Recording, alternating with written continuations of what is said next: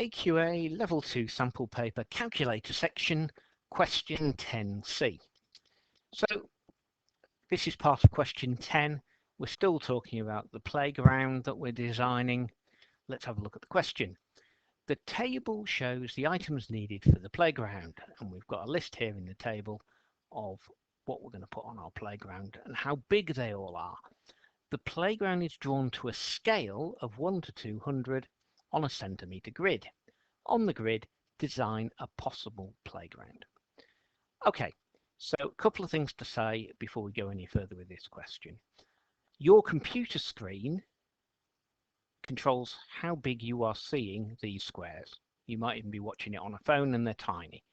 On the real exam, these would all be a centimetre across, and you can see if I move this ruler on my display, 1 centimetre is what we're dealing with.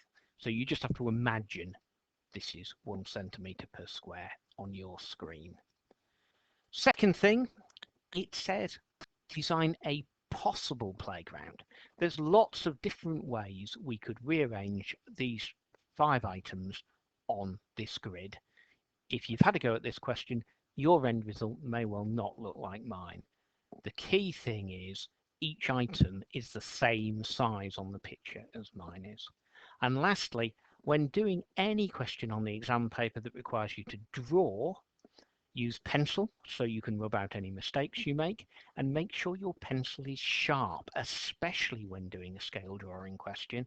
If you've got a very blunt question, your lines will be thick and you'll have difficulty putting them where you want them to go. Okay, so now we've got that out of the way, let's talk about actually doing this question.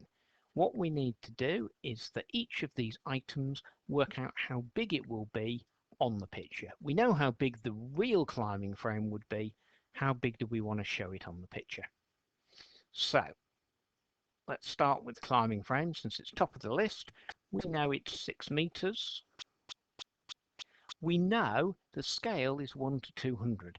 That means this picture is 200 times smaller than the real climbing frame. So we need to make the real size here 200 times smaller. We're going to do that by dividing. So we're going to divide by 200. Now that's the right thing to be doing, but we're going to get quite a difficult answer here. 6 divided by 200 is going to give us a little tiny decimal answer, and because we've got meters here, it's a little tiny number of meters. Over here on our picture, we're trying to draw in centimeters.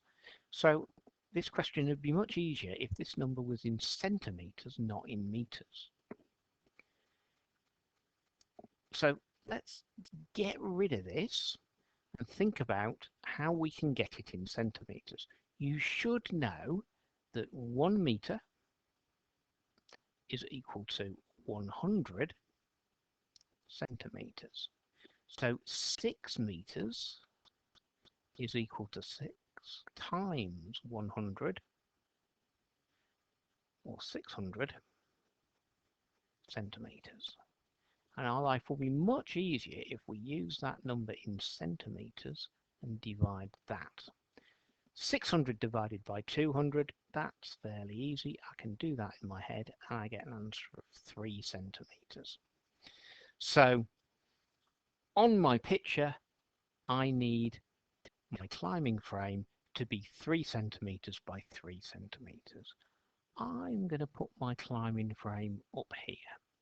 Because I'm doing this on a computer, I can draw straight lines using the software. On an exam, you'll be using pencil and ruler. So that's the key point. You need to be using your ruler, measuring accurately, and drawing straight lines with a ruler, not freehand. You lose marks if you try and draw your climbing frame freehand and get something like this.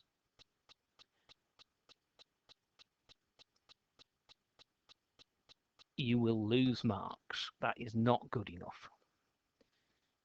So I'm going to get rid of that. always draw your lines with a ruler. On the exam, they expect you to be accurate to the nearest millimetre. So if I go this far too far, I'm losing marks again because I'm not being accurate. Okay, so that's my climbing frame done, but I do want to label it so the examiner can tell what bit I'm talking about. Right, so let's move on to the swing set. The swing set is 10 meters and 10 meters. Again, times by 100 to turn it into centimeters. So we end up with 1,000 centimeters, and we want to divide by our scale number, 200 in this case, and that gives me an answer of 5 centimeters. For the length, the width is 4 meters, so 400 centimeters divided by the 200.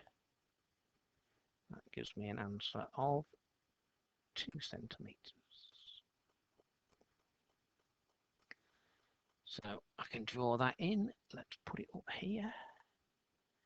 4, 5, 2 across. And that's our swing set drawn in. Okay, the next thing, the sand pit, is a semicircle. Now, you, on the paper, need to use a compass. Again, if I try and draw this freehand, I am not going to, especially drawing with a mouse, which is quite tricky, I'm not going to get anything nearly accurate enough. So you need to be using a compass to draw this semicircle if you're doing it yourself. And if you've never used a compass before, you might want to get a bit of practice with it before you try.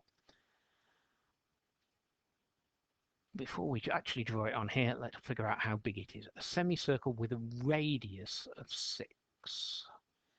So 6 meters. This is the sand pit. 6 meters is 600 centimeters. I've already done this sum. Divide by 200. I'm going to get 3 centimeters again. Sorry.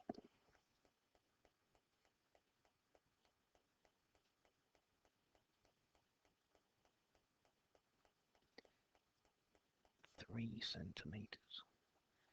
And I've got a nice easy cheat to draw a semicircle, which is this tool. So 1, 2, 3, 4, 5, 6 that way and 3 that way. Why? Because our radius needs to be 3 centimeters, so that's that distance, and our diameter is always twice the radius, so 6 that way. So that gives me the sand pits. And the last thing I need is these rockers. They are 2 meters each, which is 200 centimeters. Divide by my scale, which by pure coincidence is also 200. That will give me an answer of 1 centimeter. So my rockers are 1 centimeter a side. I'll put one here.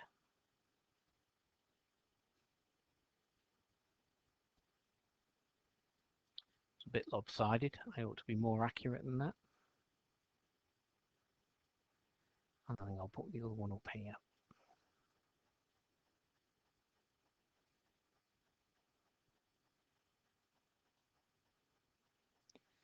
Okay. So that's one possible arrangement of these things that we're putting in the playground.